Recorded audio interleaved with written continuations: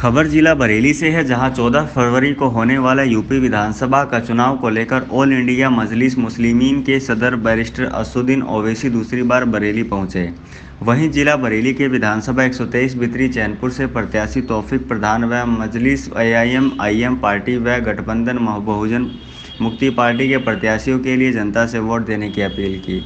बरेली उत्तर प्रदेश से रियाज अली की रिपोर्ट। देखते रहिए आपका अपना चैनल आंचलिक खबरें, अपनों की खबर आप तक। कि अगर कोई मर्द या शौहर जो बदमाश किस्म का होता है वही ट्रिपल तलाक देता है, ट्रिपल तलाक दे देगा तो कानून मोदी जी का ये बोल रहा है कि शादी नहीं टूटती मगर केस बुक होगा और जेल को जाएगा। अब जेल को चला गया, कोर्ट ने उसको सजा दे दी 2 साल की, तो शादी नहीं टूटेगी। हमारी बहन 2 साल तक उस बेवकूफ का गधे का इंतजार करेगी। वो जेल से जब निकलेगा तो मोदी जी कह रहे हैं कि मेरी बहन तेरी शादी भी नहीं टूटी, और जब वो जेल से निकलेगा तो तू जेल के सामने चले जा, सीतापुर की जेल के सामने चले जा और बैंड बाजे के साथ जा, और जब तेरा वो निकम्मा गधा निकलेगा तो उसको गाने से इस्तकबाल करना कि बहाओ महबूब आया। ये करें, ये कानून अगर ठहरो इस्लामाबाद के मार रहे, ये कानून बना दिया। 2 साल तक क्यों रुकेगी प्रधानमंत्री, वो क्यों रुकेगी? मगर प्रधानमंत्री के पास जवाब दे, मुझे कानून बना दिया।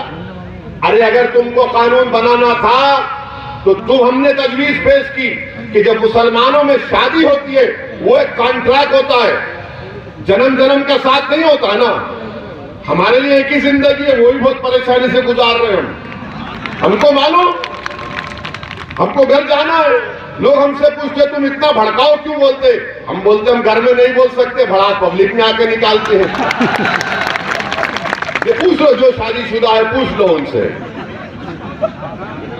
असल बी टीम को हम घर में बन जाते हैं, इन दीवानों को मालूम नहीं हम कहां की बी टीम है।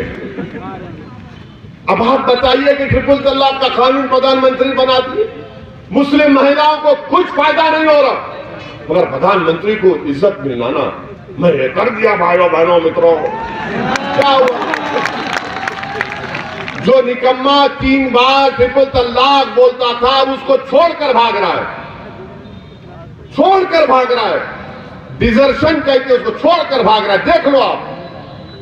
और फिर यह कानून में क्या है, वो हमारी बहन कोर्ट में जाकर उसको प्रूफ करना पड़ेगा कि इसने 3 मर्तबा कहा। अब उसकी तारीख में कौन आएगा? वो निकम्मे का बाप आएगा, उसका ससुरा आएगा, कौन आएगा?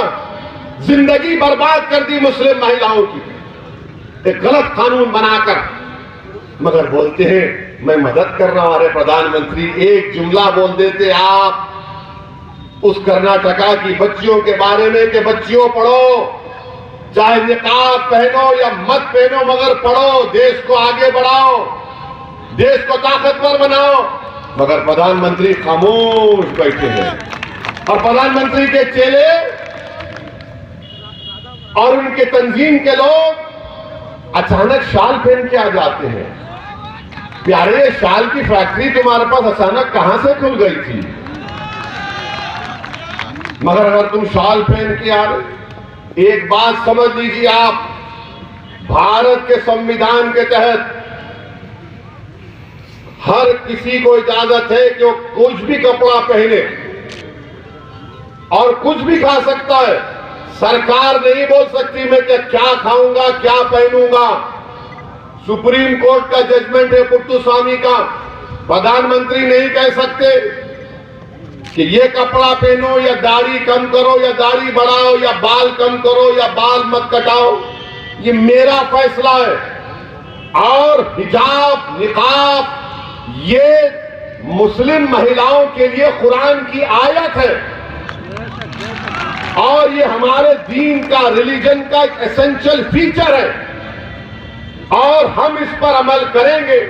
अभी हमारे सामने एक बहन मीडिया की आई थी, उन्होंने आकर पूछा कि भाई ये क्यों बुर्का निकाब आप लोग पूछते। मतलब मैडम, मैं आपसे क्या कह रहा हूं, आप नहीं पहने तब भी मैं आपसे बात कर रहा हूं ना। मैंने तो ये नहीं कहा कि तुम हिजाब पहनकर मेरा इंटरव्यू लो। आप भाई आप नहीं पहनना है मत पहनिए, मगर जो पहन रहे आपको पेट में क्यों दर्द हो रहा है? आपके पेट में क्यों दर्द हो रहा है? ये बीजेपी के पेट में क्यों दर्द हो रहा है? आपको दर्द हो रहा है आपको? क्या यमन की एक लड़की को नोबेल प्राइज नहीं मिला हिजाब पहनी हुई लड़की को? आपको उसकी फिक्र नहीं है? मगर मेरे अजीज दोस्तों और बुजुर्गों, इसीलिए मैं कह रहा हूं कि आपको अपनी एक सियासी ताकत को, क़ियादत को बनाना है उत्तर प्रदेश में, जो आपकी तकालीफ को, आपके मसाइल को उठा सके। बीजेपी को जरूर हराइए, मगर याद रखो तुमने समाजवादी बसपा को खैरात के तौर पर वोट तो दिया, उनके घर महलात में तब्दील हो गए, उनका परिवार आसमान की ऊंचाइयों पर चला गया। क्या तुमको नजर नहीं आता है कि तुम उसी झोपड़ी में हो, उसी टूटे घर में हो, उसी किराए के घर में हो? उस परिवार को तुमने क्या क्या दे दिया जो गरीबी के एतबार से 30 साल पहले बराबर थे? तुम्हारे पास क्या है? तुमने क्या हासिल किया? तुमने कुछ हासिल नहीं किया।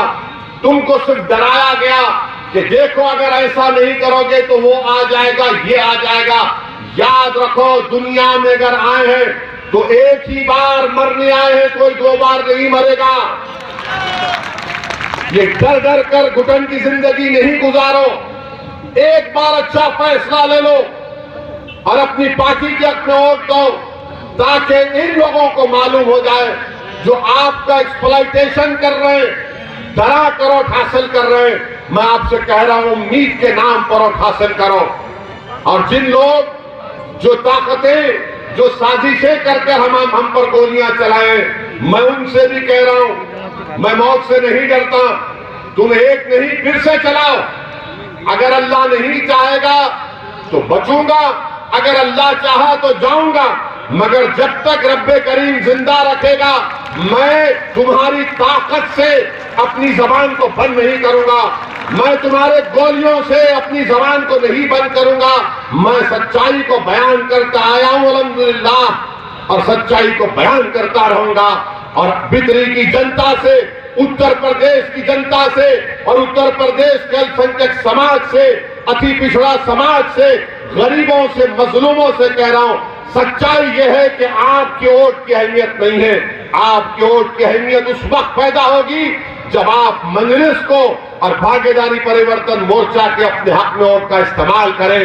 हम किसी पार्टी के गुलाम नहीं है, ना हम किसी पार्टी के उनके पास जाकर भीख मांगने वाले हैं।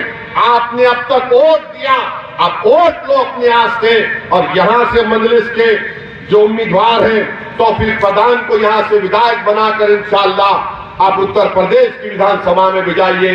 मैं माजरत चाहता हूं, मैं और देर ठहर कर बोलना चाह रहा था, मगर यहां से हमको अब संभल जाना है। तो अगर कोई शैतान रास्ते में है तो बाबू आ जाओ, हम संभल जा रहे हैं। सलाम अलैकुम।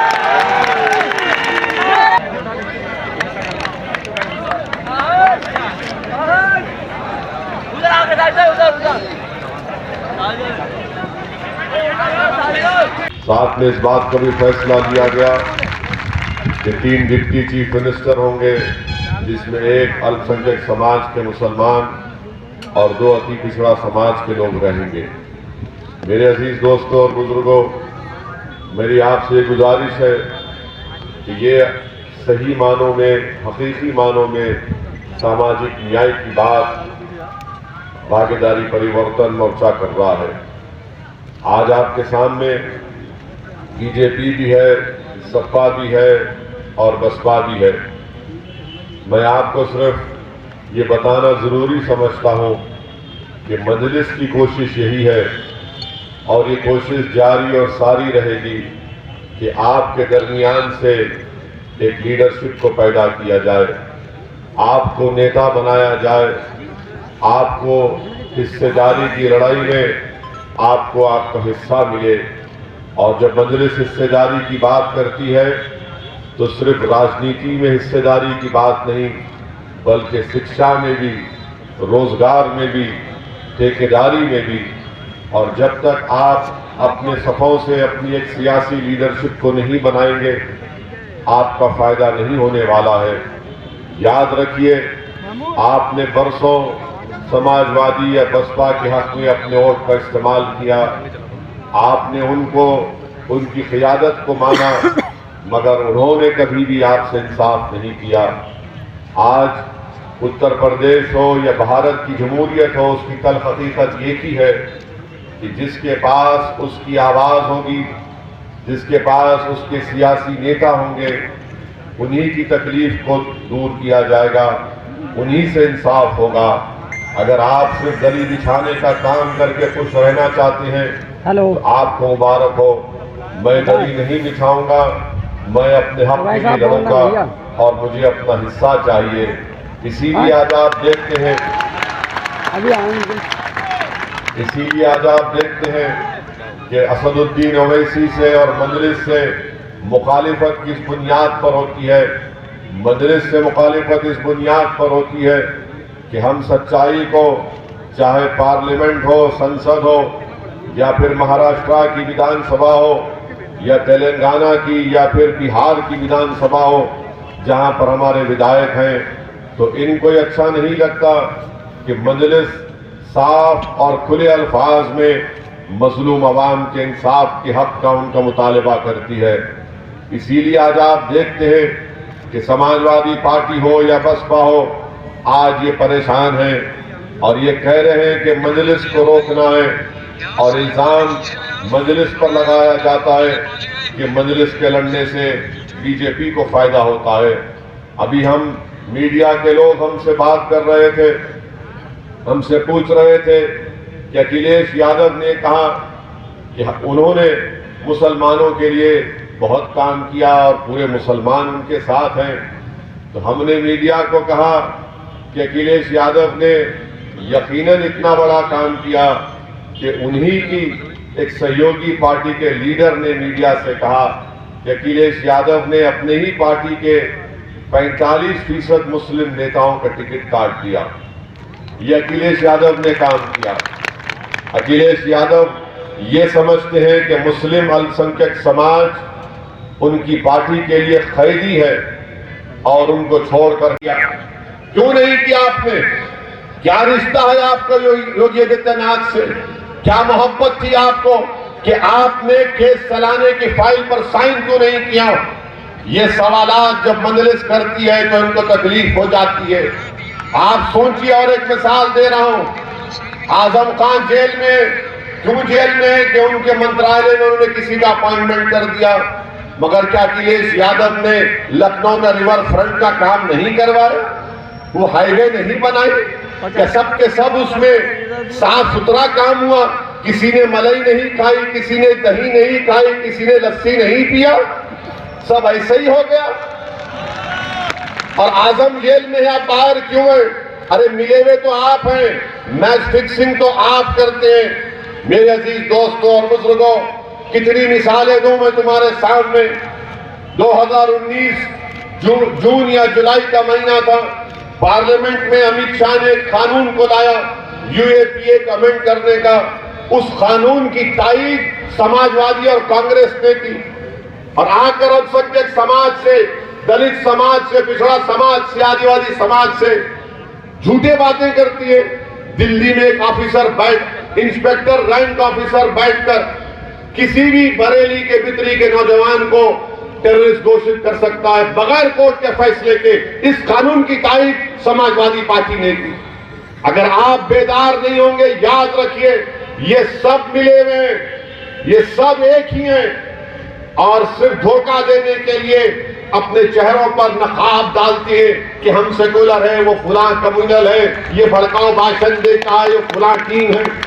मेरे अजीज दोस्तों और बुजुर्गों, आपकी लड़ाई मजलिस लड़ रही है, हिस्सेदारी की लड़ाई लड़ रही है, और मैं आपसे अपील करूंगा कि बितरी विधानसभा में समाजवादी की सरकार रही 17 तक, फिर 17 के बाद योगी की सरकार। आखिर क्यों यहां पर एक गवर्नमेंट कॉलेज और अस्पताल नहीं बनाया गया? पूछिए इन लोगों से। आपने इनको वोट देकर कामयाब किया था। बीजेपी तो बड़ी बड़ी बातें करती है, हमने विकास किया, हमने काम किया, मगर बितरी विधानसभा में ना गवर्नमेंट कॉलेज बना, ना अस्पताल बना, और फिर ट्रांसपोर्ट नगर तो बन गया, लेकिन बाबा ने शुरू नहीं किया उसको अब तक। ट्रांसपोर्ट नगर तो बना दिए, फिर जिरिया निजामत खां में यहां पर कौन सा काम किया आपने बताइए? गर्ल्स कॉलेज नहीं है, कोई भी गवर्नमेंट कॉलेज नहीं है जिरिया निजामत खां में, मगर वहां पर बोलेंगे नहीं नहीं ओवैसी की बात में मत आओ वरना बीजेपी आ जाएगी। अरे क्या हमको तुम ये डरा रहे हो बीजेपी से? मेरे दोस्तों, मेरे बुजुर्गों, क्या देश में अगर बीजेपी की सरकार है तो क्या ओवैसी की वजह से? 300 एमपी बीजेपी के जीत गए, इसलिए जीते क्योंकि अखिलेश और बीएसपी में ताकत नहीं थी बीजेपी को रोकने के लिए। तुम्हारी निकम्मेपने से बीजेपी आई है, तुम्हारी नाहली की वजह से अखिलेश बीजेपी आई है। अगर कल भी आती है तो तुम उसके जिम्मेदार होगे। तुम्हारी नाहली, तुम्हारा निकम्मापन और तुम्हारा कोई मेहनत करने का जुस्तजू तुम्हारे पास नहीं है। तुमको पार्टी अपनी विरासत में मिली और इंशाअल्लाह ताला तुम उस विरासत को खत्म कर दोगे हमेशा के लिए, हम जानते हैं। तुम्हारा वो दावा छोड़ो एम वाई, अब खाली तुम वाई वाई करते रहो, एम तुमको बाय बाय करके जा चुका है इंशाअल्लाह ताला। अब आप देखिए बीजेपी की सरकार यहां पर है, क्या किया बाबा की सरकार ने? कुछ नहीं किया। फिर बोलते कि हमने पूरे क्रिमिनलों को भगा दिया। हर क्रिमिनल भाग चुका है, माफिया भाग चुका है, तो हमारी गाड़ी पर किसने गोली चलाई थी? कौन हमारी जान लेने की कोशिश किया 6.5 फीट से? कहां से उनको वो तफंचा मिला? मोदी जी भी बोले कि पूरे माफिया जेल को चले गए। मोदी जी ये जेल को क्यों नहीं गए थे? ये कौन थे ये लोग? ये कौन से किसकी औलाद थी ये तो गोडसे की नाजायज औलाद हम पर गोलियां चलाई। इनको बाबा ने नहीं देखा, इनको मोदी जी ने नहीं देखा। आप कहते हैं कि पूरा माफिया भाग गया, जेल में चला गया। अरे भाई ये माफिया कौन है? इनको कौन इस तरह की नफरत इनके जहनों में डाल चुका है? क्या 80-20 की बात करने से इनमें नफरत नहीं पैदा होती? क्या गर्मी और सर्दी पैदा करने की बात से नौजवान में नफरत नहीं पैदा होती? कि ठोक दो की पॉलिसी से नफरत नहीं पैदा होती? बताओ तुम जिम्मेदार हो अगर रेडिकलाइजेशन हुआ है तो ये आदित्यनाथ। उत्तर प्रदेश की सरकार रेडिकलाइजेशन की जिम्मेदार है, जिसकी बिना पर लोग बुलेट पर भरोसा करते हैं, बैलेट पर नहीं करते हैं। इस पर कोई बात नहीं करेगा और हमको कहते हैं जेड कैटेगरी ले लो। अरे भाड़ में जाए तुम्हारी जेड कैटेगरी। हमको हमारी जान की सुरक्षा, मेरी जान की हिफाजत उस वक्त होगी जब वो बच्ची जो नकाब पहनकर कॉलेज जा रही हो, भीड़ उसको घेर लिया, उसकी हिफाजत नहीं कर पाए तो अब उसकी हिफाजत नहीं कर पाए। उत्तर प्रदेश में 22 अल्पसंख्यक समाज के नौजवानों को CAA के प्रोटेस्ट में गोली मारकर उनकी जान ले ली गई। क्या उनकी जान मेरी जान से कम थी क्या? आप उनकी जान की हिफाजत नहीं कर पाए। आपने एनकाउंटर के नाम पर जेल में गोली लगी। बताओ इसका कौन जिम्मेदार है? क्रिमिनल भाग गए, कोई क्रिमिनल नहीं भागा। क्रिमिनल भी है, माफिया भी है, सब है यहां पर।